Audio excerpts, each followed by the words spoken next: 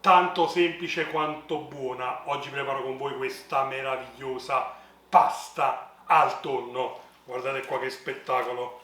Facciamolo insieme, iniziamo. E allora, per prima cosa facciamo quello che è il passaggio più lunghetto, se si è soli, poi se si è in compagnia magari ci si può far dare una mano, e cioè quello di snocciolare le olive. Per quanto riguarda la scelta delle olive, io spesso faccio un mix di olive verdi e nere, solitamente uso o le taggiasche o le olive di Gaeta, secondo me sono le più buone. Non me ne vogliono i produttori, ma quelle nere nei vasetti o nelle scatole sembrano proprio di cartone, onestamente. Non so voi che ne pensate. Comunque, man mano che snocciolo le olive, le divido almeno a metà. Ma se preferite, potete anche, una volta snocciolate, sminuzzarle col coltello. Snocciolate le olive, tagliere di plastica, taglio grossolanamente un po' di cipolla, poi metto l'aglio che taglio grossolanamente.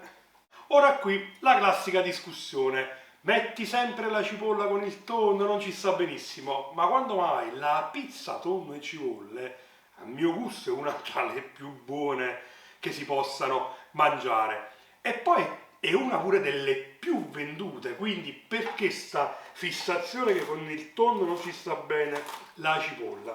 Io comunque, per non offendere nessuno, per non far prendere collera, sono distratto, stavo facendo un guaio, per non far prendere collera a nessuno, come si dice qua dalle mie parti, praticamente ci metto sia l'aglio che la cipolla, in alternativa anche un po' di scalogno quando ce l'ho a disposizione.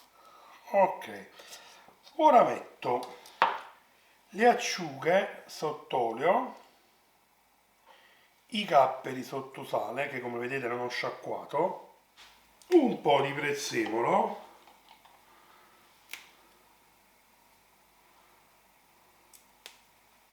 un po' di peperoncino e trito tutto, cercando di fare tutto sottile sottile, fine fine. Mi raccomando, prendete il tagliere di plastica, anzi in realtà sarebbe meglio quello d'acciaio, che io ho comprato da parecchio e non uso.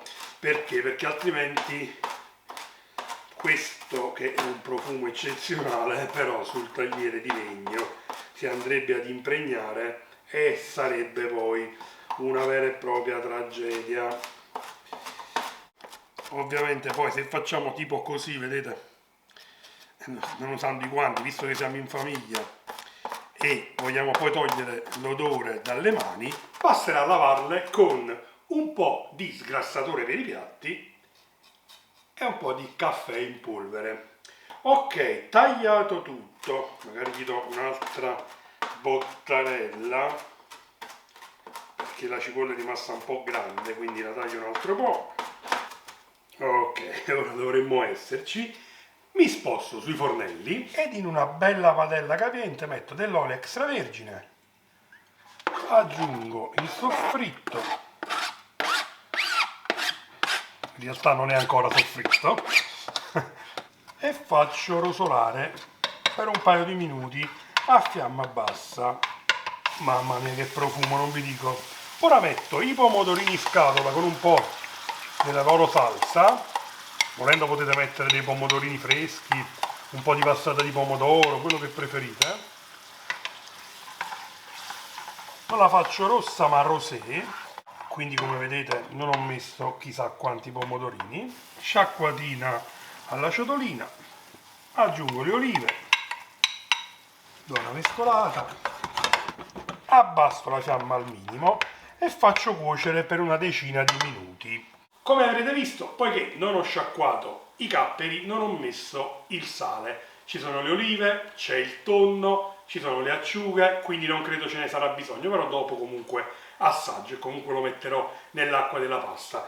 A proposito di pasta, io metto le mezze maniche rigate, però guardando prima in dispensa ho visto che c'erano i fusilli, i rigatoni, le penne, ma soprattutto gli spaghetti. Ora io impazzisco per gli spaghetti, però non posso fare sempre spaghetti, per cui ho scelto questo formato di pasta che adoro soprattutto quando non faccio gli spaghetti alla carbonara, ma ci metto le mezze maniche. Ora ditemi voi qual è il vostro formato di pasta preferito, quale utilizzereste per fare questa pasta al tonno. E a proposito di tonno, prima di andare a mettere la pasta, io oggi utilizzo un po' come la gran parte delle persone che mangiano pasta al tonno, il tonno delle scatolette, quindi nessun filetto particolare, nessun tonno fresco, ma quello che mangiamo un po' tutti. Quindi l'ho tolto aiutandomi con un cucchiaino dalle scatolette e poi l'ho sminuzzato un po', schiacciandolo così. E questo lo metterò, poi vedrete, alla fine. Adesso l'acqua mi sa che bolle. Metto il sale senza esagerare, metto a cuocere la pasta. Metto un attimo al volo il coperchio così riprende subito il bollore e nel frattempo anzi metto un po' d'acqua, poca poca, nel condimento e faccio continuare a cuocere alzando poco poco la fiamma. Perfetto, un minuto prima della fine della cottura trasferisco la pasta in padella e la faccio finire di cuocere, mescolando e facendo magari un po' saltare. Ok, la pasta è al dente, quindi spengo, metto il tonno, un pochettino di prezzemolo, un giro d'olio, do una bella mescolata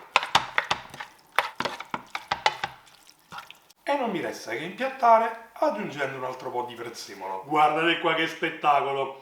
Qualcuno dirà, ti emozioni per una pasta al tonno? Sì, perché guardate, fatela così e poi mi direte, vedrete la differenza che c'è tra questa e quella fatta al volo giusto per mangiare.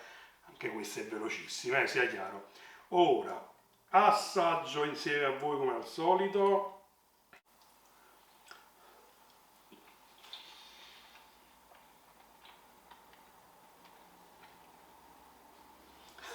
Mamma mia! È uno spettacolo, è buonissima nella sua semplicità. Meno male che non ho messo altro sale perché mi ero dimenticato di assaggiare, però meno male che non l'ho fatto perché va più che bene così. Voi non fate come me, assaggiate,